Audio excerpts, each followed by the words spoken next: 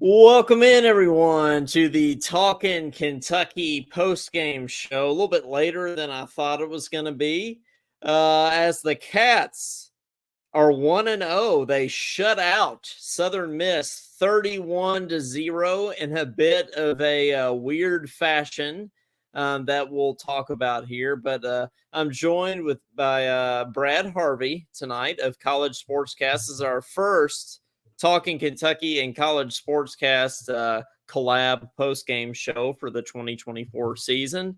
And Brad, I knew it was going to be on here with you tonight. I didn't know it would be at this hour, this late. It's been a long night. Brad, what a weird day. I mean, we were just talking before the show, man. I mean, it's been a long night. It's been a weird night.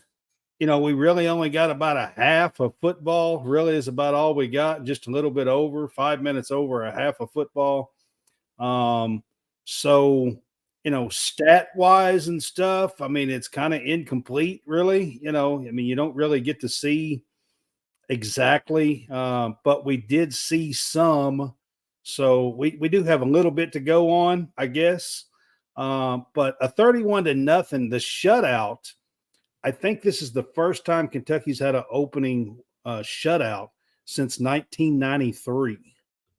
I believe that's right. I don't care if it was 3 quarters, right? A shutout's a shutout. So, you know, I'll take it first every way I time can I've had get a it. shutout in an opening game, I'm pretty sure, since 1993. That's awesome. And like I said, Brad, I'll take a shutout in any fashion, any day of the week, twice on Sunday. Yeah, man. I mean, it really was a great defense by the a great defense by the performance. See, I'm already tired, Brad, but it was a great performance by the defense and a great defense by the performance. It was awesome, Brad. So I thought, you know, so they gave up a couple big third downs at the beginning. We'll talk about that, but you know, when you have a goose egg on the other end, that's a job well done. So. Yeah, absolutely. You know, I feel like, you know, they come out, they played great. I think what we did get to see, I feel like the defense, of course, when you get a shutout here, I mean, you know, through 2 and partial quarters here, I feel like the defense is doing its job. We can get into the defense here pretty quick if you want to, because there were some players that I wanted to kind of talk about. But offensively, I feel like we've seen what could be the makings of a very good offense. I mean, it was incomplete, so it's hard to know, right? It's hard to tell exactly. Well, you know, first of all, we think the game's going to kick off at 6:45 Central Time, 7:45 Eastern Time there. Then, Brad, you texted me right before the game. You're like, it might be delayed a few minutes. Well, it ended up being delayed like 2.5 hours, right? Yeah. And what normally would have been like the third quarter was when kickoff was. Or possibly even the fourth quarter, 2.5 hours. I mean, it might have been starting the fourth quarter. You know, that's true. Yeah. I was worried, Brad, that I wouldn't have my brats grilled. I wouldn't have my brats off the grill by the time kickoff started. And turns out I'd already finished dinner. I did the dishes and everything before kickoff. So, you know, that's what ended up happening. Yeah, time for all that. Yeah, absolutely. Yeah. Had plenty of time for all that. I was ready for bed by the time kickoff rolled around. But yeah, we had that going. And you know, you said you wanted to get into the defense a little bit. You know, let's talk about your boy that got that you mentioned on Thursday night, right? That got the interception on the play. Yeah, absolutely. I mean, the play that Jamin Dumas-Johnson made on that, I mean, he did it all by himself. He was leaning back, made the tip, batted it to himself. I mean, leaning, it was a great play. It just showed you his athletic ability and what kind of player he is. He also made a couple of other stops in the game. And I thought he showed out really well. Of course, Deion Walker was taking double teams. It seemed like every snap. But in the middle there on the defensive line, I mean, we seen Kendrick Gilbert make a play. We seen Saunders make a play, pushing the whole line back. We seen what's the other one? Silver. Yeah, Keyshawn Silver. Yeah, Yeah, we seen Silver make a play on that defensive line. JJ Weaver come off with a sack and had a tackle for loss. We had 2 interceptions. Pop Johnson got one of those. And then the other one was, who got the other interception? It was Hardaway. Hardaway. Is that right? You're right. Yeah. Yeah, it was JQ Hardaway, one of the cornerbacks. Yeah. Mm-hmm. Got the other interception. So, in a short game to come up with 2 interceptions to win the turnover battle 2-1, because we had a batted ball that was turned over as well. But I was really, really pleased with the way the defense looked. It's just a shame we didn't get to finish the game, but other than that, I was really pleased with it. It feels like right when we were firing all cylinders is when we had another lightning strike within 1,000 miles of the stadium, and we had to send everybody to the locker room. So that wasn't great. And I get it, safety first and everything, but you had the weather delays. Then you had the whole, like, ESPN had to send their camera crews home, and they had to use the camera from the press box. Oh gosh! And everybody online is making memes and making comments. I seen, and I'm going to throw his name out there because he was terrible all night long. I mean, through the weight and everything. Matt Jones is who I'm fixing to mention, but he was terrible all night long. He was basically whining that his post game was going to be at 2 a.m., 2:30 a.m., blah, blah, blah. Anyways, during where they were playing and the camera angle was like way up at the top of the stadium, he made a comment and said that the SEC Network's camera angle was in Versailles. Yeah, I liked that. I liked that comment. And I actually thought that one was kind of funny. Yeah, that was good. Mike Dowd brings up a good point here, and I know it's only 3 quarters still, but Southern Miss only had 5 yards rushing the whole game, Brad. That's impressive. I told y'all the defense was fantastic. I know that everybody's going to want to talk about the offense, but the defense was fantastic. I mean, of course, I don't even think that Southern Miss got the ball in the second half, did they? I don't think so. No. Did they start out with the ball? Yeah, they did. They started out with the ball. Didn't feel like they had the ball.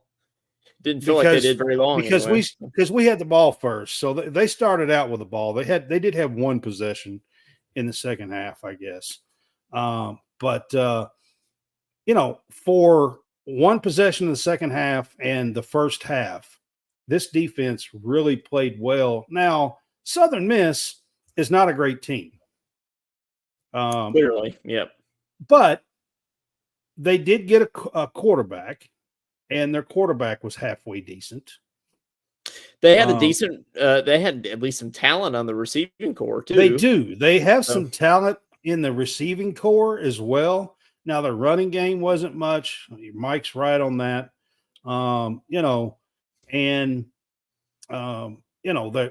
The quarterback is transfer from Florida State, who started against Louisville in the ACC championship game last year, and beat Louisville in the ACC championship game last year.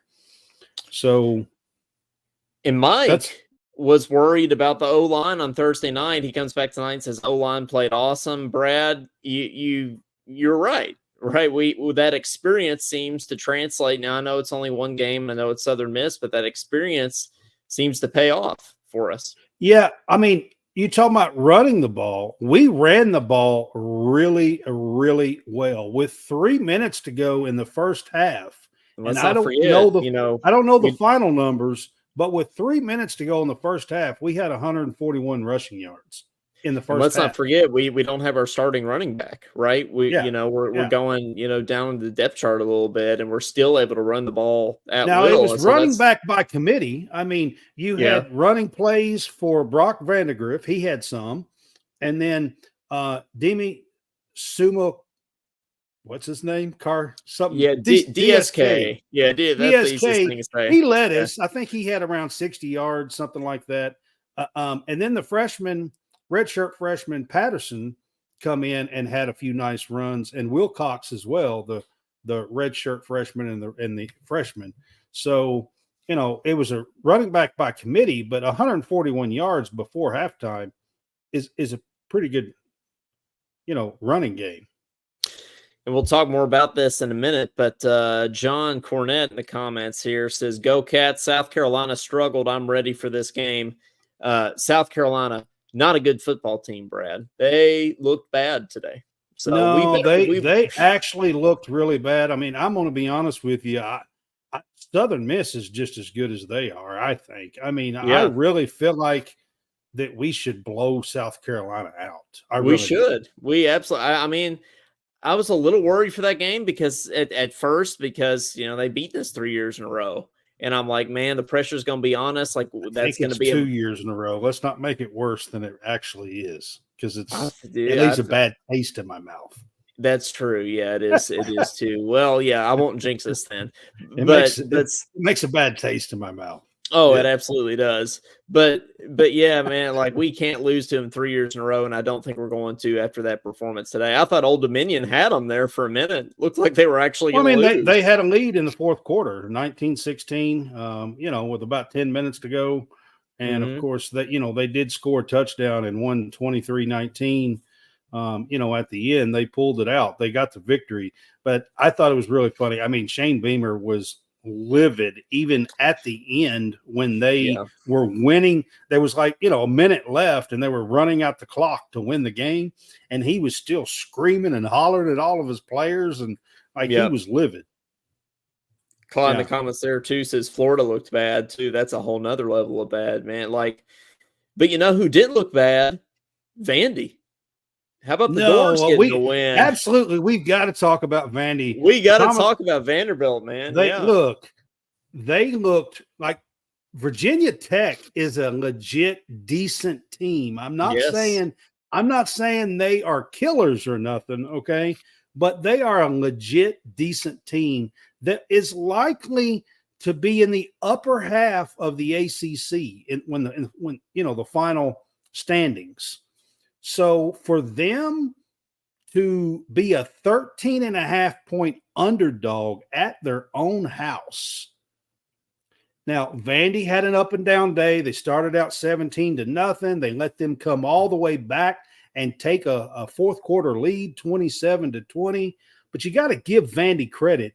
Even after they came back and scored that touchdown, they missed a field goal to win it. And they didn't get down over that after giving up the lead in the fourth quarter. It was a really impressive win by Vanderbilt. And you have to give your hats off, tip your cap, whatever, to Clark Lee and the Commodores today. Let's go ahead and talk a little bit about some highlights here, and we'll kind of talk about the offense a little bit along with that here. But yeah, let's look at some highlights. First of all, you had Brock Vandegrift's first touchdown to Barian Brown, which of course was a highlight. I don't have that clip here, but Brad, that was certainly a moment that you probably could have predicted, right? Brock Vandegrift. It was a good play in this. Yeah. In that play, it was designed to go somewhere else, and Barian Brown was actually his third read, and he had to move the pocket and go over top of a defender and drop it down in the pocket where Barian Brown was. And it was actually a very good read, going through his progressions and moving the pocket and dropping in a very good pass that Barian caught in the end zone for the first score of the season.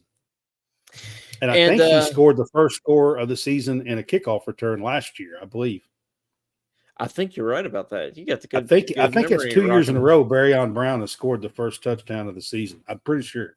Hey, I wouldn't be surprised. But the other member of that, kind of wide receiver duo we got going this year for returners, we had Barian Brown and Dane Key, and Brock Vandegrift threw quite a nice ball to Dane there in the first half. Wanted to roll that clip here. Inside the pocket, making his reads. One interception, one near interception. Play action.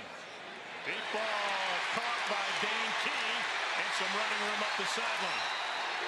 35-yard pickup. Exactly what I'm talking about. A play action. It's really. And that's the kind of accuracy I want to see from him this year. Yeah, absolutely. I mean, not only that, the throw, but you get the run after the catch. He was in stride, so, you get the run after the catch, and he breaks it out to a 34, 35-yard gain there. And, whenever you can get big chunk plays like that, it's always helpful. Mike says, Coleman, I think I see a lightning strike in your background back there. Yeah. Mike, that's funny. I wouldn't be surprised if there's any back there. Yeah, Coleman's going to have to leave for a little while, for 30 minutes. Yeah, we're going to have to delay the show here. Yeah. Pod brings up a hot take here. I actually said this earlier in the day. Kind of people thought I was crazy, but Georgia didn't look that impressive, honestly. I mean, as the game went on, they started clicking, but at first, Brad, I think they did in the second half. And their defense is excellent, so you can't say anything about that. So, well, their defense is excellent, but offensively, I think they're taking quite a step back from last year. Well, I mean, they lost a lot of playmakers, so I figured they would be, but Beck threw to 9 different receivers today, tight ends and receivers. So I'd say they're filling out their offense a little bit. I don't predict that in game 10, they're going to be throwing to 9 different receivers. This is game 1. I think they're trying to fill out their offense after losing Brock Bowers and Ladd McConkey. And, I think they're, trying to get a feel of who they have, that's going to be their playmakers on offense. So, like I said, he threw to 9 different receivers today. I don't think he will do that down the road. He might hear the first 2 or 3 weeks, and maybe Kentucky can catch him, before they really start clicking, maybe, hopefully. Hey, later in that drive, after Brock completed the pass to Dane Key, DSK, as we'll call him, ran it in for the touchdown. Sumo Kongbe straight ahead and in. Touchdown, Kentucky. Right at Cole Cuban. Yeah, you know what I liked about that play, and they done it a couple of other times at the goal post, or within first and goal, second and goal. They done it a couple of times down there. They huddled, but when they left the huddle, they did a hurry up. They run up to the line and snapped it real quick. And it kind of caught the defense off guard. And they done that like 3 times tonight. And on that play, that was one of the things that they did. They ran up to the line real quick and just snapped it. And I think it caught the defense off guard. Jared Wells in the comments. Good to see you back this year, Jared. Remember, you were in here quite a bit last year. He says, this is the year we got to start beating some teams with winning records, now or never. Also, Georgia under Smart has had a history of looking bad in offense early. That's very true. Even last year. Yeah, everything absolutely. You said, 100%. I agree with everything you said. Yeah, and the schedule is always going to be tough, right? We're always going to have to play the Georgias and the Ole Misses and the Texas, right? So we're just going to have to start beating these teams. We can't just say, oh, we got a hard schedule this year, because that's how it's going to be every year. Everybody has a hard schedule in the SEC, except, honestly, there's a couple of teams that I think have it a little easier than rest of us, but for the most part, just about everybody's going to have a tough schedule in the SEC. Hey, keep the comments going down there, guys. We appreciate those, and let us know you're here. So definitely throw a comment in the chat down there. We had another Berrien Brown touchdown, Brad. He had 2 on the day. He ran a little jet. He had a little another jet sweep here. Yeah, we had a little jet sweep. Yeah, we had quite a few jet sweeps tonight. At first, Brad and I were texting in the first quarter, and Brad's like, "I'm not liking these play calls. It's too many jet sweeps." And I said I'm not liking them. And he said, "Well, it's a faster pace, and I kind of like it so far." And I said, "Well, how many jet sweeps could you have in the first quarter? I mean, well, come on. I was kind of thinking, I like jet sweeps. I'm a jet sweep fan. College football 25. That's one of my go-to plays. Lord have mercy. I think they called overall. I bet they called 12 jet sweeps. Yeah, I was going to say after the 70th jet sweep, I kind of threw the challenge flag there. But I was like, man, is that all they're going to like? Every other play was a jet sweep in the first quarter. I was like, what? But hey, if it works, it works, and it worked in this case with Berry and Brown. They're going quickly. Little touch pass. Berry on Brown to the outside into the end zone. Touchdown, Berry on Brown, a 12-yard catch and run. Touchdown, Kentucky. And I do like the Berry and Brown dances in the end zones. He's got some of the best touchdown celebrations for sure. Man, that guy's he's fast, he's man. Electric. He's fast. He's electric. I love watching him play. And Kentucky fans, you better enjoy watching him this year because more than likely he is out of here after this season. Yeah, he's a cheat code, and we need him. Macklin, though, dude, we didn't get to see him. Man, we've got to talk about Jeremy Macklin. He didn't get a lot of catches. But I'm going to tell you guys what little bit we really got to see tonight. Macklin is going to be a player. I think him and Brock are going he's got 3 guys that are NFL type receivers, just to be honest with you, to throw to. So it's going to be really fun. Jeremy Macklin is another one. Now after those 3, Fred Ferrier caught a pass or 2 tonight. I did not see Anthony Brown-Stevens. Did you? I didn't see Brown-Stevens. No, did you see him on the field tonight? Because I didn't see him. I didn't see him either, and that kind of surprised me. I mean, I was a little bit surprised by that. Now, Josh Caddis was out. That's the reason why we didn't see him. Right. The tight end, Josh Caddis. Yeah, he was. Right. He didn't practice on Thursday, and he was a game time decision, and he was out after after the delay and everything. I don't think they thought he could get warmed back up after trying to being injured a little bit. But going back to Macklin, man, I mean, he's going to be a threat for us this year. He's going to be somebody that absolutely, and he can catch the ball like he he just has good moves and can break free. And Macklin is going to be a fantastic player, a punt returner as well for us this year.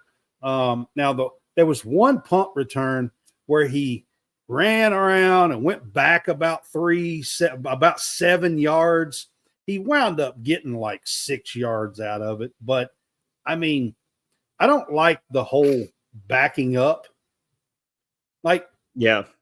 We need to go this way, not that way. I don't like the whole backing up stuff. Not east to west. Yeah, we need to go north-south. But I don't no, it's south. Like he was literally backing up. Now, like I said, he did make some guys miss, and he has that kind of talent. And for me personally, I'd rather see him make a guy miss and go forward just as quick as he can.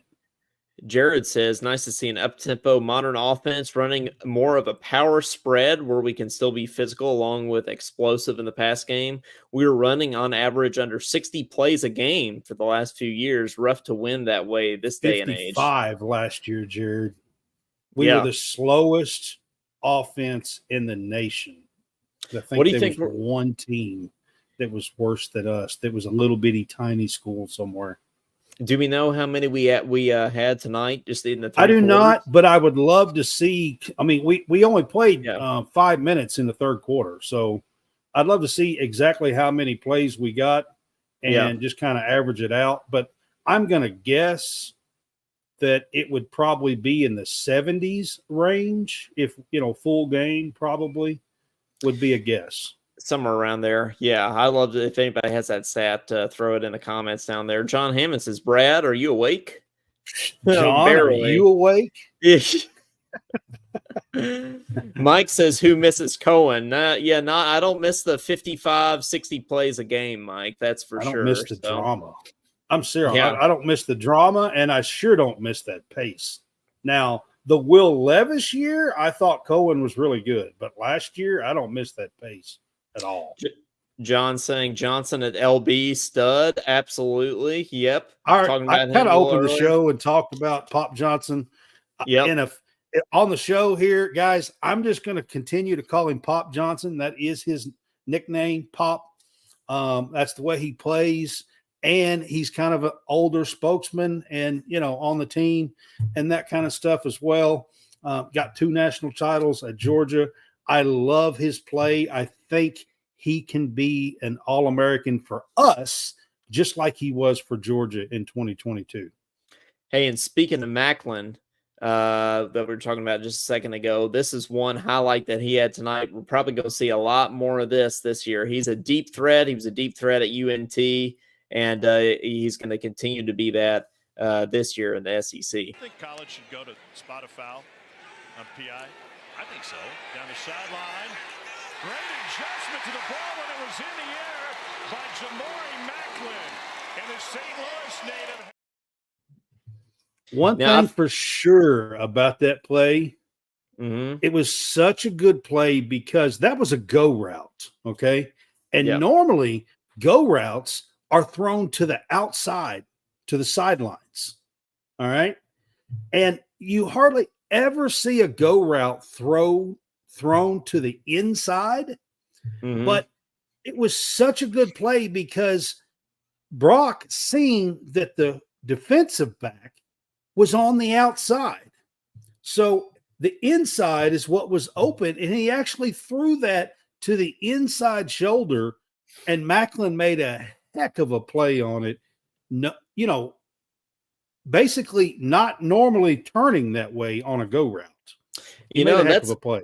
That's another thing that Mark Stoops talks about, that he's impressed with Vandergriff, is his ability to see the entire field, right? He had to notice that the defender was on the outside because that's not a play you normally see thrown to the inside. Yeah. Most of the time on go routes, they're thrown to the sidelines, and everybody who knows football knows that. But that play, Brock actually seen it and threw it to the inside, and then Macklin, talking about how good he is, actually was able to make a play over his inside shoulder on a go route. On Thursday night, Brad, we were talking about Bush Hamden's ability to bring some balance to an offense. And I think we saw that tonight. It was so good to see. Like, not only, we've all been worried as Kentucky fans. We've all been worried all off season, to be honest with you. Like, we didn't know exactly what Chip was going to bring as a running back. I mean, he only had 373 yards last year at Ohio State. He is, transferring from Ohio State and was a second or third running back for Ohio State last year. So he has the talent, but, do we know he's going to come in here and average, get 1,000 yards in rushing? No. And then he winds up getting hurt before the season. And we've all been kind of worried about the running game. And it was just so good to see that even by committee and the jet sweeps, I'm going to throw those in there too. But it was really good to see the commitment to the run game. And hey, don't want to get too ahead of ourselves too early. We got to take care of South Carolina. But John, who said he's going to be at the Georgia game, is saying, remember me saying we will upset Georgia. We will start 3-0. That'd be a heck of an upset, Brad. Yeah, man, I can't, John. I can't go there. I'm sorry, diehard fan here, but there are a few teams here this year that I am just not going to go over with, and I can't get there. Now, if we do get that win, then I'm going to hop on the train. I'll be like, if we can beat Georgia, we can beat anybody. We can beat anybody, yeah. Well, that's what's so exciting about it. You get them at home. I did watch Texas today. Texas look good, and let's not forget. I'm serious, guys. They look, and Colorado State's they're not a bad team.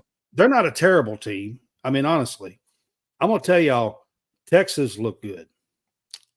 I was going to say, let's not forget, Ole Miss won 76-0 today. I know it's Ole Miss Furman, but still, you put up 76 on anybody. Yeah. Okay, Jared says Tennessee looked good today too. I hate UT, but it is what it is. Now their quarterback did look good. It sucks to say, Brad, but yeah, they look like a high-powered Ole offense. Miss and Tennessee both played FCS teams today.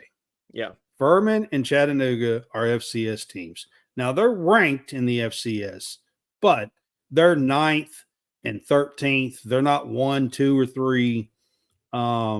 So let's hold the phone just a bit on Ole Miss and Tennessee. I'm not ready to say that they're going to be playoff contenders right this minute, even after all that. I'm not ready to say that. Now, I watched a good portion of the Texas game today.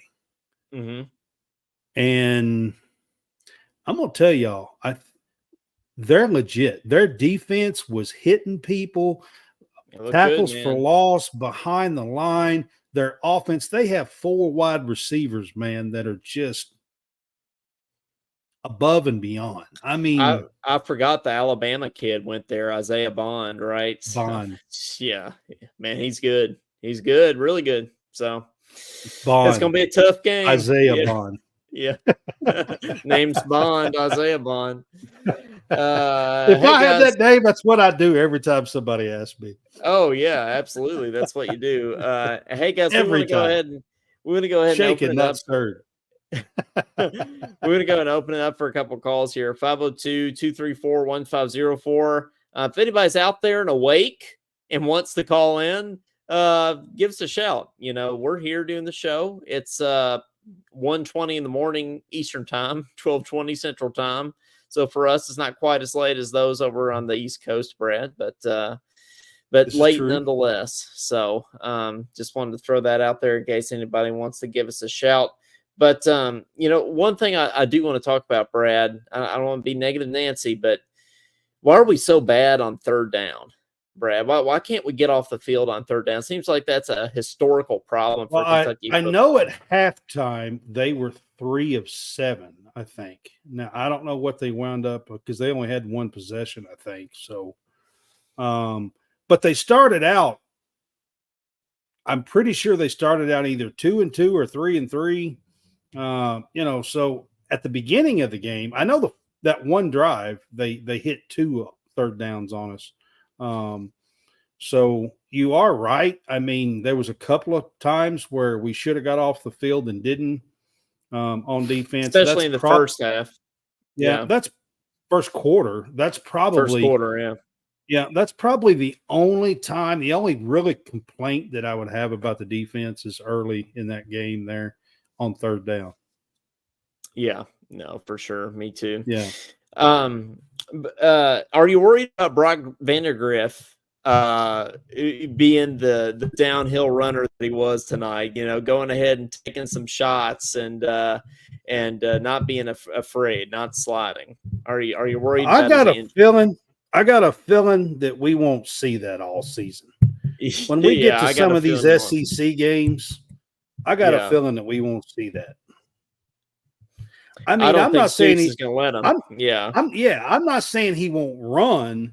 I'm just saying there'll be some sliding. I would say. I don't think he slid a single time tonight, did he? Instead of lowering the shoulder, I mean, this was game 1. First, this is his 4th year in college. This was his first ever start. So, I mean, at the beginning of this game, those hits, those are probably the first real hits that he's had since high school. I mean, live, real game hits where somebody is coming after you. And he just lowered his shoulder and took some guys down.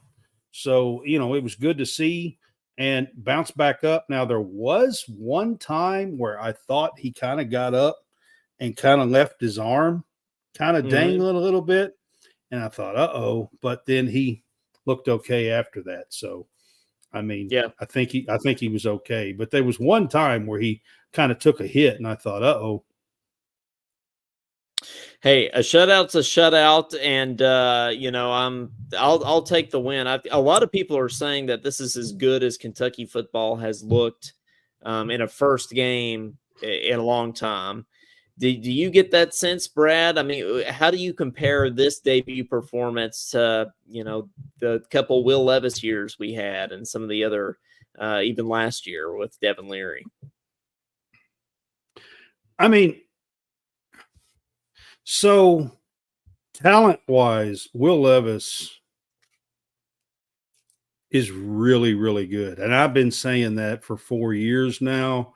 All the knocks on him in the NFL and everything that all the people have been saying for the last year and a half, I've been telling people all along that they are going to see he's going to be a star.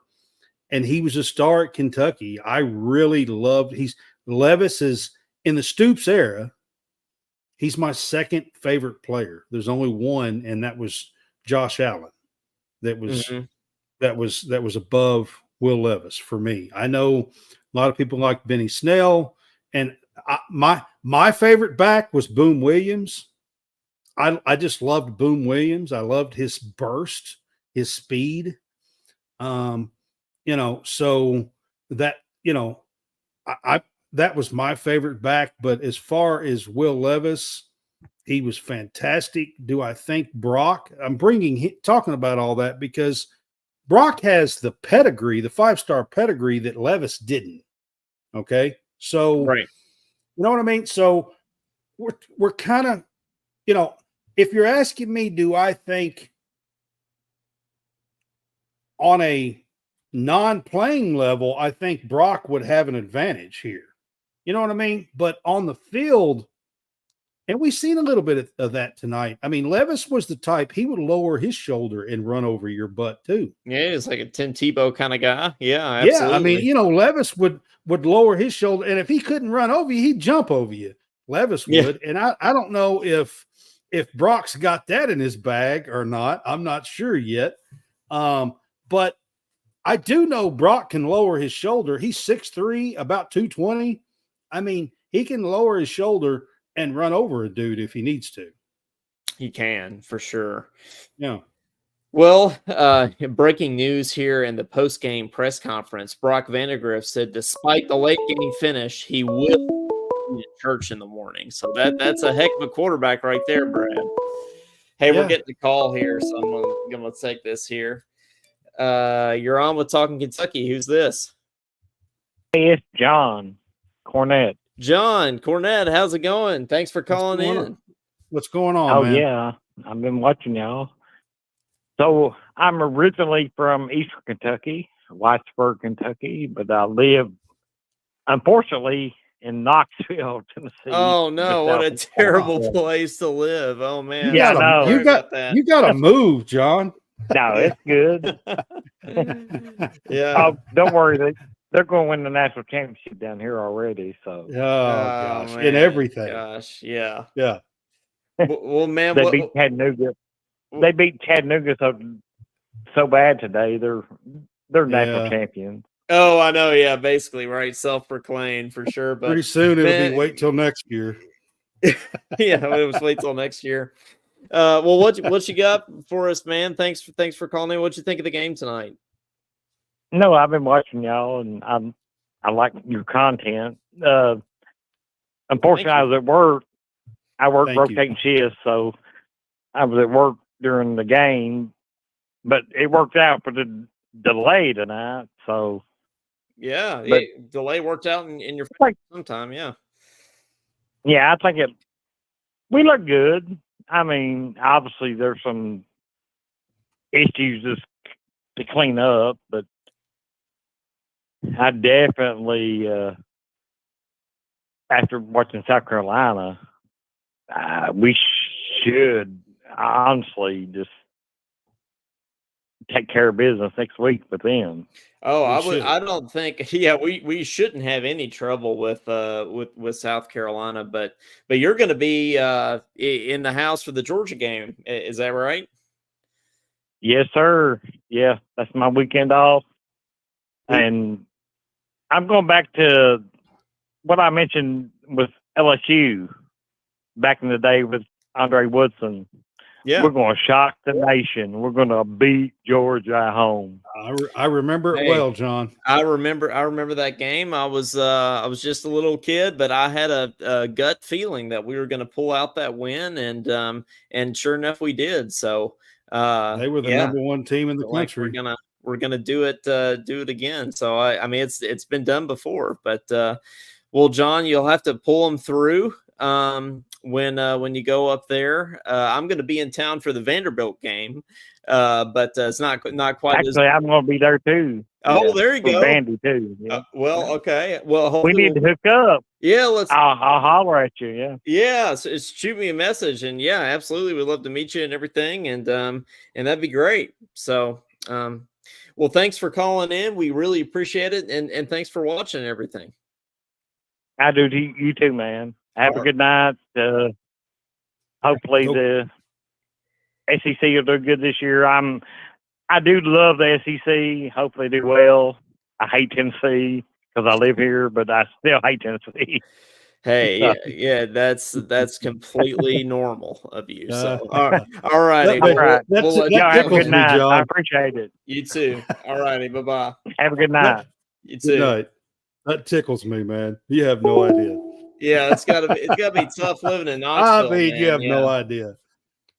Tickles my soul. Can you imagine living in Knoxville, Brad? I mean, that would just be, that would be awful. That would be terrible. I'm sorry. I don't think I could. I did live in Nashville for a while. Okay. Slightly better. I did live in Nashville for a while when I got out of school got out of high school for a little while, and it wasn't bad. I mean, Nashville, there are Tennessee fans, don't get me wrong, but it's such a big city. People like all kinds of different teams, basically, and then of course you got Vandy there. So it wasn't as bad. I can't imagine living in Knoxville. God, no, I can't either. Jared says, John, I live in Jamestown, Tennessee. I get it. I would rather see anyone win than UT. Absolutely. But we'll do another call for calls here. Maybe a last call for calls here. 502-234-1504. Brock Vandergrift's going to church in the morning. I got to go to church in the morning too, Brad. I got to play trumpet in the morning in church, in fact. So I've got to, I got to get my beauty sleep for trumpet. But, you got to get the, got to get the post-game show in, no matter how late, no matter how many delays and lightning strikes and camera angles are going on. Well, next week, the game is at 2:30, I think, Central Time. Well, I think it's 3:30 Eastern, I think. Hopefully it'll be at that time and not, a 5-hour delay. So even if there's a 2-hour delay, it's still going to be, 5:30, 6 o'clock. It's still going to be all right. But, yeah, anybody else wants to give us a shout, 502-234-1504. We'd love to hear from you. And who's your player of the game tonight, Brad? Who's your guy that's going to be like, you think is going to be the star this year? That's going to be like the big breakthrough guy this year. Breakthrough? Yeah. Or maybe not breakthrough, but just like, who's going to be the guy that's just the dude for us that just goes out there and wins this game? I mean, I think he has all the potential, and that's Gridiron Brown, if you ask me. I know Dane Key is right there as well, and so is Macklin. I think both of those are going to be extremely good complementary pieces, but the talent that Gridiron Brown has, the speed that he has is unmatched. I mean, he is pretty clearly the fastest guy in college football. Now, Clyde Dion, I mean, if he didn't get double teamed every single play, I would agree with you. But that opens up, lanes for other people to get to the quarterback. So I think you're going to see the JJ Weavers and the Pop Johnsons and the you're going to see the Khalil Saunders and the Silvers and you're going to see those guys be able to make a lot more plays because of Deion Walker. Hey, J.J. Weaver got to the quarterback tonight too, so he got the He big did. sack. It was when the camera was in Versailles, so you had to squint to see it. But you You're did exactly get it. right. But, It was. hey, for me, if I know you mentioned Barry and Brown and Macklin, for me it is Macklin. I know we didn't get to see a ton of him tonight, but those kind of plays where he gets those contested catches on the go route down the field, like that's gonna be him. And I think we're going to see a lot of that. He's going to be quite a weapon for us making some catches in traffic this year. So, Clyde, you said Brock's a good quarterback, and you mentioned Brock there a couple of times. Now, I will say this about the play tonight. There was a couple of reads that if we're playing against an SEC team, there was one that clearly is a pick six. mm-hmm. There was a read where he dropped back and he just stared down the receiver. He just stared down the receiver and threw it right at the guy, and the guy jumped it, and he just mishandled. He just missed it. And I'm telling you, that would have been a pick six. You do that against Georgia or Texas or Tennessee, that's a pick six. And to me, Brad, that's like game rep things, right? Like that's the thing. He's never had to start before, right? He's got to get some game reps to know not to telegraph those passes. He did that at least 3 times, maybe 4. And there was a couple of them. There was another one that should have been picked. It wouldn't have been a pick six, but it should have been picked. And they dropped it as well. So Claude brings up good points. Is it's the first start, he'll get it fixed. I'm not like it is a problem, but I'm not overly worried about it, Brad, because I feel like he is his field vision, his football IQ is pretty high. I mean, the rest of the game, he went through his progressions and everything. Yeah. That's the thing. So, when you drop back to pass, you can't just stare at one receiver, so hopefully he'll get that fixed. I mean, even if you're going to pass it to that dude, you got to look somewhere else for just a second and then come back to him. You can't, you know what I mean? Like you can't stare the guy down, so hopefully Bush and Brock will get that fixed. And that's really my only knock on him tonight. I thought there was a few plays that, would have been very costly in an SEC matchup. I mean, let's be honest. Next week, even against South Carolina, that one play I'm talking about is probably a pick six. Hey, even against South Carolina. The Real Fresh channel is telling you, Brad is the man with the fire emoji there. So they're shouting you out there, Brad. There you go. That's Howie Fresh. He and I kind of team up a little bit on College SportsCast. And this show will actually be on his channel, YouTube channel, the Real Fresh channel, tomorrow. I can't believe he's awake because he's a Canadian, eh? And I don't really have that accent, but I just tried to play it, and I know that was terrible. Fresh was probably laughing.